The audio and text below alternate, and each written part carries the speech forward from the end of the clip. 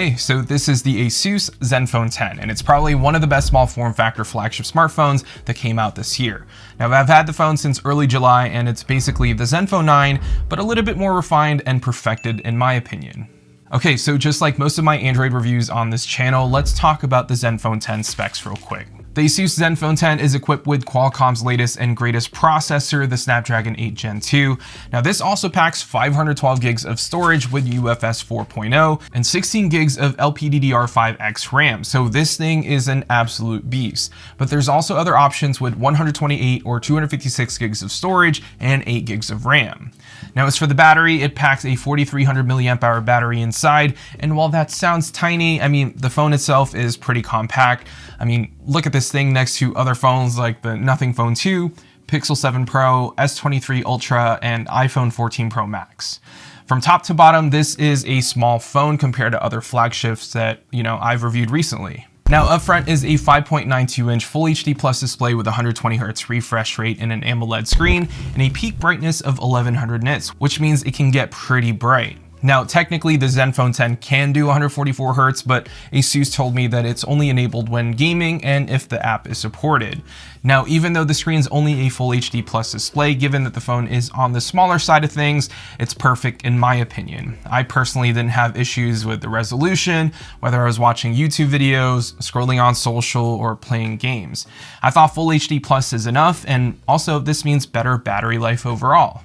And of course, on the back, you won't be able to miss them, the two camera modules on the upper left side. So the Asus Zenfone 10 packs a 50 megapixel main camera and an upgraded 13 megapixel ultra wide that's about 2 millimeters wider than before. But compared to last year's phone, this uses an updated 6-axis gimbal for the main camera for a much steadier photo and video performance. And we'll talk more about cameras later. So going back to its design, the small form factor, like I keep saying, is such a nice change of pace from the massive phones that, I've been reviewing lately. I really love how this phone feels. It has this somewhat rough texture to it. I'm not sure if you could hear that, which makes the back feel more grippy than most phones. Then add the small form factor, yet thick sides. This just feels like the perfect mini phone. The Zenfone 10 also comes in a bunch of different colors.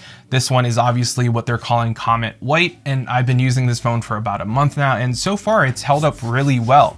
I haven't used the case on this, so far the white color hasn't discolored yet or has gotten, that yellow stain that usually white cases or white phones get, but we'll see in a few months if this changes. But also this Comet White colorway is also the only color with, the silver frame and silver camera ring. The other colors like black, red, blue, and green uses a black frame for both the sides and camera ring. All right, so like I said earlier in the video, this phone is using Qualcomm Snapdragon 8 Gen 2, which is the fastest processor that you can find on a flagship Android device currently. And let me tell you right now, this processor does not disappoint when it comes to performance and efficiency. The Zenfone 10 performs like a champ, especially when gaming. I was able to play about 2 hours of Diablo Immortal, and I had the brightness to about 80 to 90%. And not only did the phone run cool with little to no drop frames, the phone only lost about 20% battery. Now, Diablo Immortal is not the most demanding game on Android, but it's definitely a game that I enjoy playing, especially when I'm gaming on my phone. Now, if you don't play games as much on your phone, you can definitely expect about 6.5 to 7 hours of screen on time, which is probably the best battery life I've seen on a phone this small. Now, some flagships only get about 5.5, 6 hours, maybe 7 if you're being conservative with your battery. But yeah, 7 hours on average on this phone, I'd say is pretty normal. And I think a lot of people are going to be shocked at how good battery life really is on this phone. Now, obviously, you can also push the phone to, last a lot longer, or if you're more of a heavy user, then a lot shorter. But if you're not constantly playing games or shooting a ton of photos or videos on the same day, you're going to get incredible battery life on this thing. Now, when it comes to charging, we finally get wireless charging, which is one feedback that I gave the Asus team last year when I reviewed the Zenfone 9. And we finally have it here on the Zenfone 10, but basically you can charge up to 30 watts wired and up to 15 watts wirelessly, which is so nice to see here. Now, when it comes to software, it's, the same vanilla-like experience from last year, which is super clean and very minimal with very little bloatware pre-installed. But what I love is that you can customize the experience when you first set up the phone, or, you can also do this afterwards. But basically you can change the way, the volume UI looks, how it works and what it looks like to make it look, like stock Android or, the Asus optimized version.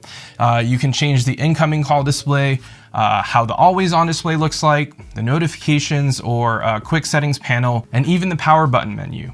And then there's the small things like the smart key, which you can double press to launch pretty much any app or long pressing to launch any app. And then you can also swipe down on it, which can bring, your quick settings menu, which makes one-handed experience on this phone so much easier. But one downside in terms of software that Asus brought over from the Zenfone 9 is software support.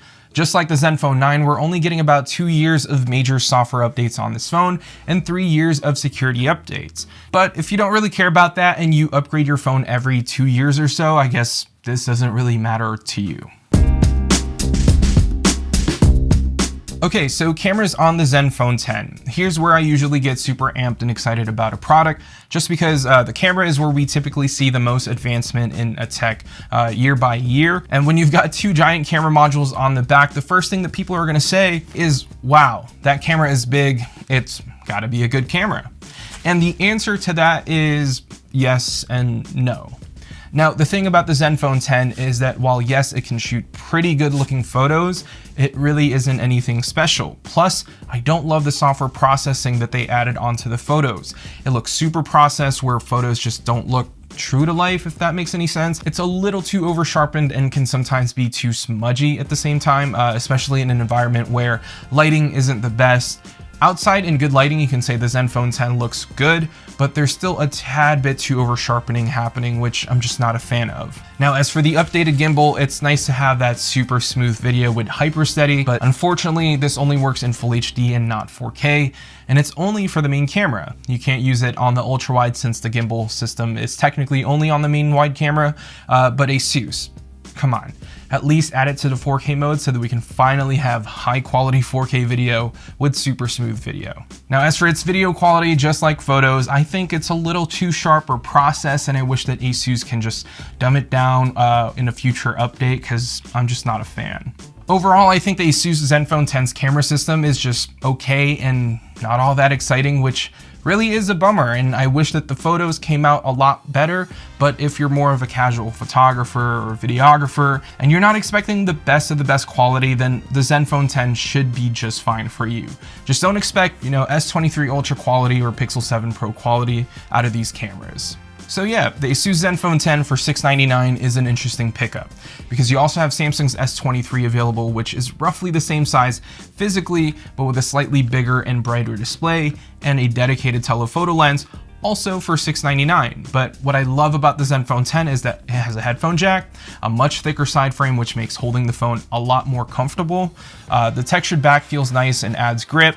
The battery life on this phone is insane, but the cameras, it could use some work on the processing side, but besides that, I can't recommend this phone enough. The fact that this now has wireless charging kind of makes this phone a top 3 phone for me. If only the camera's processing was better, I'd say it's the best phone for everyone in 2023, but we're only halfway through this year and we've got many, many more phones coming out. So don't forget to hit that subscribe button, as we are trying to get to 50K subscribers.